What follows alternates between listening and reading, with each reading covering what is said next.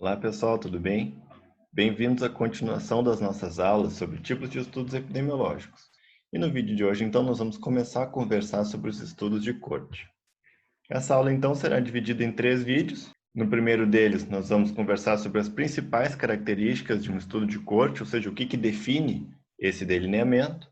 No segundo vídeo, vamos falar sobre os tipos de estudo de corte.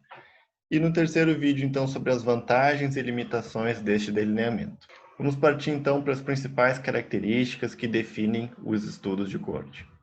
Relembrando, pessoal, a classificação dos estudos epidemiológicos, que nós já conversamos em um vídeo anterior, nós temos classificação tanto com relação ao estudo ser em nível individual ou coletivo, e o estudo ser observacional ou experimental. E os estudos de corte, então, são mais um tipo de estudo individual observacional, assim como os estudos transversais que nós já conversamos. Portanto, as cortes, como eu já falei, são um delineamento observacional em nível individual. Mas qual é a principal característica desse delineamento? Ou seja, qual é a característica que define esse delineamento e o diferencia dos outros delineamentos observacionais em nível individual? Essa característica é que os participantes do estudo são avaliados em pelo menos 2 momentos distintos. Ou seja, nós temos múltiplos, 2 ou mais, acompanhamentos de cada um dos participantes. Cada acompanhamento é como se fosse uma foto dos participantes. Nós até fizemos essa analogia na aula sobre os estudos transversais. No caso dos estudos de corte, nós temos, então, várias fotos, E essas várias fotos formam um filme, ou seja, capturam uma dinâmica temporal. Se eu avalio a mesma pessoa em 2 ou mais momentos distintos, eu consigo ver o que mudou, nessa pessoa ao longo do tempo, capturando, então, essa dinâmica temporal e sendo essa, portanto, a principal característica dos estudos de corte.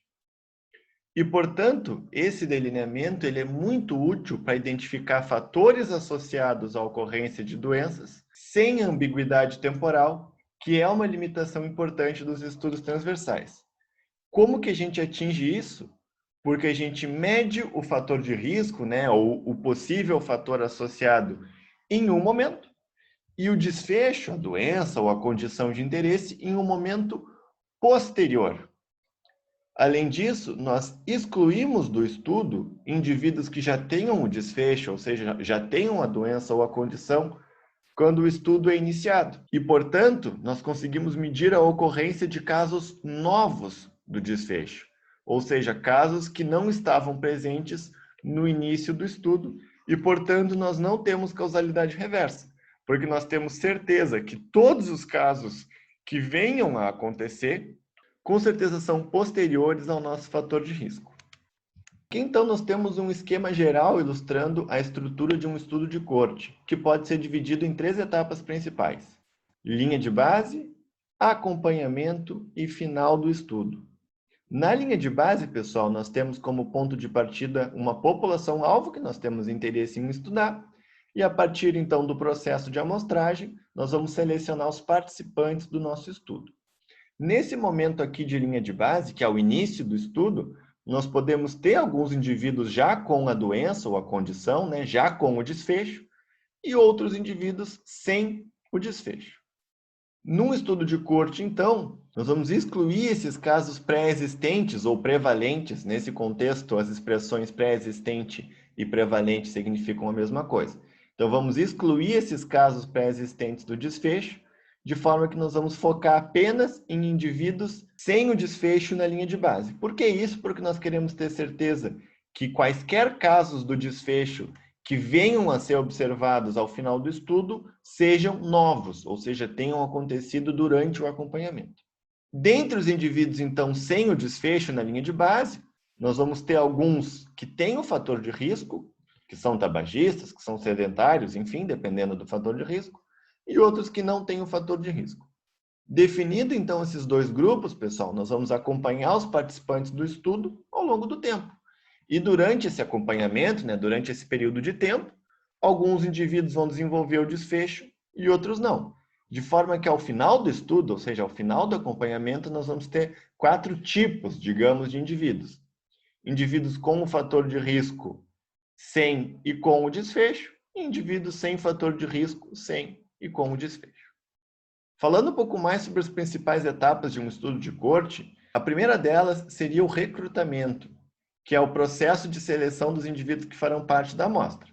E os pontos principais do recrutamento é a definição da nossa população-alvo e realização de amostragem equiprobabilística para obter uma amostra que seja, então, representativa dessa população-alvo e também excluir os casos prevalentes do desfecho para garantir que quaisquer casos do desfecho que venham a ser observados sejam casos novos. A partir, então, do recrutamento, nós podemos formar nossa linha de base do estudo, que é o ponto zero, digamos assim, logo anterior ao início do acompanhamento, em que nós definimos, então, esse conjunto de participantes que vai ser acompanhado. Para isso, nós medimos o nosso fator de risco e definimos os grupos que são expostos e grupos que são não expostos a esse nosso fator de risco. Para explicar um pouco essa terminologia, pessoal, vamos considerar aqui o exemplo do sedentarismo. Indivíduos expostos seriam os sedentários e os não expostos seriam os ativos. Portanto, em epidemiologia, muitas vezes a gente utiliza essa expressão exposição como sinônimo desse possível fator de risco que nós queremos estudar. E na linha de base, então, nenhum participante já tem o desfecho, tendo em vista que nós excluímos os casos prevalentes. Após a linha de base, então, nós temos o acompanhamento, que é a avaliação dos participantes do estudo ao longo do tempo. Pode haver apenas um acompanhamento ou vários. Se existir apenas um acompanhamento, nós vamos ter duas medidas dos participantes do estudo, uma na linha de base e uma ao final do estudo, ou nós podemos ter múltiplos momentos em que os participantes são medidos. E o estudo termina, então, com o último acompanhamento. Nesse período, então, de acompanhamento, vão acontecer casos novos do desfecho, ou seja, indivíduos vão começar a desenvolver a doença ou a condição de interesse. Alguns no grupo exposto e outros no grupo não exposto. Também é importante mencionar, pessoal, que há uma limitação importante desse tipo de delineamento, é que ao longo do acompanhamento pode acontecer uma coisa que se chama perdas por acompanhamento, ou seja, indivíduos que foram incluídos na linha de base, por algum motivo acabarem saindo do estudo. E isso pode acontecer por diversas razões, como desistência, ou seja, o indivíduo perdeu o interesse de participar no estudo, óbitos, mudança de cidade e vários outros motivos. E isso é muito importante, pessoal, porque pode afetar a representatividade da nossa amostra e, consequentemente, diminuir a capacidade do nosso estudo de fazer inferências válidas para a nossa população-alvo de interesse. E a última etapa, então, é o final do estudo, se refere ao encerramento do acompanhamento. A partir do último acompanhamento, nós não vamos seguir acompanhando esses indivíduos, então nós temos o final do estudo.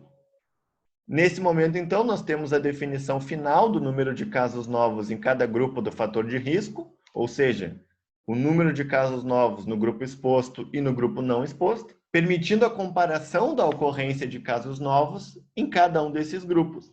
Comparação essa livre de causalidade reversa. Afinal, nós temos certeza que o nosso fator de risco precede a ocorrência do desfecho.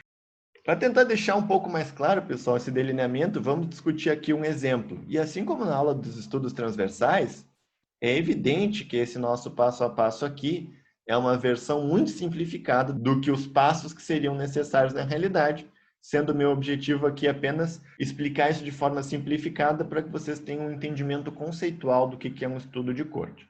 Então, o primeiro passo seria a definição da nossa população-alvo e da pergunta de pesquisa de interesse. Nesse nosso exemplo aqui, a nossa pergunta de pesquisa é se o sedentarismo é um fator de risco para a ocorrência de obesidade em escolares. E a população-alvo, então, estudantes no 5º ano na cidade de Pelotas, no ano de 2021. Passo 2, elaborar uma estratégia de amostragem adequada, de forma a obter uma amostra que seja representativa dessa nossa população-alvo. No nosso exemplo aqui, nós poderíamos obter, junto a todas as escolas da cidade, a lista de todos os alunos matriculados no 5º ano em 2021 e selecionar a amostra, ou seja, um subconjunto representativo desses alunos através de um sorteio dessa lista. No passo 3, nós vamos definir a metodologia de mensuração, ou seja, como nós vamos classificar indivíduos como sedentários ou ativos e obesos e não obesos. Nesse nosso exemplo aqui, nós vamos agendar visitas a cada escola e nessas visitas, os estudantes selecionados, ou seja, os estudantes que vão ser incluídos na amostra, vão ter o seu peso e a sua altura aferidos e obesidade definida com base no índice de massa corporal. E o sedentarismo, então, medido através de um questionário que faz perguntas sobre a prática de atividade física desses indivíduos. No passo 4, então, que é essencial em qualquer estudo epidemiológico, submeter a pesquisa à avaliação de comitê de ética em pesquisa, como nós já conversamos na aula anterior. No passo 5, então, realizar o recrutamento, ou seja, o processo de seleção dos indivíduos que vão ser incluídos na nossa linha de base. E aí nós vamos ter vários problemas de ordem prática, como aqueles alunos que nunca vão à aula, desistência de alguma escola, resistência dos pais, entre outras possíveis dificuldades. Entre os alunos, então, que forem incluídos, nós precisamos excluir os casos prevalentes, no caso, excluir os indivíduos obesos, de forma, então, que nós vamos ter na nossa linha de base escolares do 5º ano, alguns sedentários e outros ativos, ou seja, alguns expostos e outros não expostos, e nenhum deles obeso, ou seja, nenhum indivíduo tem o desfecho no momento da linha de base. No passo 6, então, realizar o acompanhamento, que pode ser um ou vários. Vamos supor, para fins de simplificação, que nós temos apenas um acompanhamento realizado, então, 5 anos após o início do estudo. E aí nós possivelmente vamos ter perdas por acompanhamento, em função de estudantes que desistiram do estudo, que mudaram de cidade, entre outros fatores. E nesse acompanhamento, então, nós vamos avaliar a obesidade, no caso, 5 anos após o início do estudo.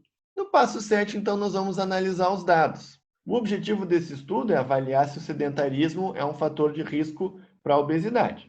Para isso, então, nós vamos comparar a ocorrência de casos novos de obesidade, ou seja, a proporção de indivíduos que veio a desenvolver a obesidade ao longo do acompanhamento, entre cada um dos nossos grupos, ativo e sedentário. No nosso exemplo, então, o percentual de obesidade nos expostos seria o número de estudantes sedentários no 5º ano, classificados como obesos 5 anos depois, no numerador, e no denominador, número de estudantes sedentários no 5º ano vezes 100%. Ou seja, simplesmente a ocorrência de casos novos de obesidade entre os alunos que eram sedentários na linha de base.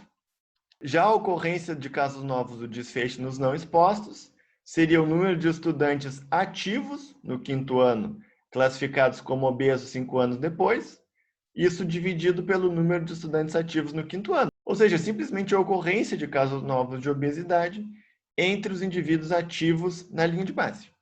Discutindo um pouco, pessoal, essa questão do acompanhamento dos indivíduos ao longo do tempo. Se o desfecho for uma doença rara, provavelmente um acompanhamento é suficiente, porque dificilmente o mesmo indivíduo vai ter a doença mais de uma vez, né, em função da doença ser rara. Se o desfecho for uma doença comum e recorrente, aí pode ser interessante nós termos múltiplos acompanhamentos relativamente próximos um dos outros. Afinal, nessa situação, é mais provável que os mesmos indivíduos tenham múltiplos episódios da doença. Ou uma alternativa seria fazer um acompanhamento e perguntar ao final do estudo o número de episódios da doença que o indivíduo teve durante todo o acompanhamento. Claro que nessa situação aqui nós vamos poder ter alguns tipos de limitações, como o viés de memória, que nós discutimos no contexto dos estudos transversais. E claro que essa situação vai depender do indivíduo ter sintomas e lembrar disso depois. Se é uma doença que pode ser assintomática, não vai adiantar nós perguntarmos para o indivíduo o número de episódios, porque ele pode muito bem ter tido a doença e nem saber que teve ou nem lembrar que teve. Do ponto de vista teórico, pessoal, o tipo de desfecho que seria ideal do ponto de vista científico seria um desfecho que só acontece uma vez, ou seja, uma vez que eu tenho a doença, eu não tenho como tê-la de novo, uma doença que seja facilmente percebida pelo indivíduo e que consiga ser detectada mesmo longo tempo após o seu início, de forma que mesmo que nós façamos apenas um acompanhamento, nós vamos conseguir medir a ocorrência de casos novos da doença com bastante precisão. E nessa nossa disciplina, para fins didáticos, nós vamos sempre imaginar que o nosso desfecho é esse desfecho ideal, que só acontece uma vez e que a gente consegue sempre medir a sua ocorrência, mesmo que a gente faça apenas um acompanhamento. Pensando ainda nessa ideia de desfecho ideal, pessoal, Será que a duração do acompanhamento vai influenciar o nosso resultado? Para que nós possamos entender isso, nós temos um exemplo aqui hipotético com uma corte com 4 indivíduos, o indivíduo A, o indivíduo B, o indivíduo C e o indivíduo D. E aqui nós temos o tempo de acompanhamento em anos. Então, aqui 0 seria a linha de base, 5 anos seria o último acompanhamento, e aqui nós temos um acompanhamento a cada ano, indicado pelas linhas tracejadas. E essa linha contínua aqui para cada indivíduo representa o tempo em que o indivíduo foi acompanhado até desenvolver o desfecho. Então, o indivíduo A, por exemplo, demorou 1 ano e meio aproximadamente para desenvolver o desfecho. O indivíduo B demorou 3 anos e meio. E o indivíduo D, notem que ele nem desenvolveu o desfecho, indicado aqui por essa seta que passa os 5 anos de acompanhamento. Então, pessoal, se nós fizéssemos o último acompanhamento 1 ano após a linha de base, nós teríamos 0 casos. Se nós fizéssemos 2 anos após a linha de base, nós teríamos 1 caso. E se nós fizéssemos 5 anos após a linha de base, nós teríamos 3 casos.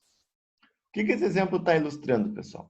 Nessa situação de desfecho ideal, quanto mais longo for o nosso acompanhamento, mais casos nós vamos ter. O que é uma coisa intuitiva, né, pessoal? Afinal, quanto mais nós acompanharmos os indivíduos, mais tempo eles vão ter para desenvolver a doença. Então, em qualquer estudo de corte, é muito importante que a gente defina e sempre informe essa duração desse acompanhamento, porque a duração do acompanhamento é importante na nossa interpretação dessa ocorrência do desfecho. Afinal, um caso em 1 ano é uma ocorrência maior, né, do que um caso em 10 anos, por exemplo.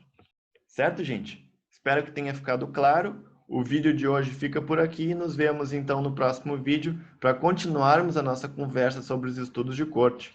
Até lá!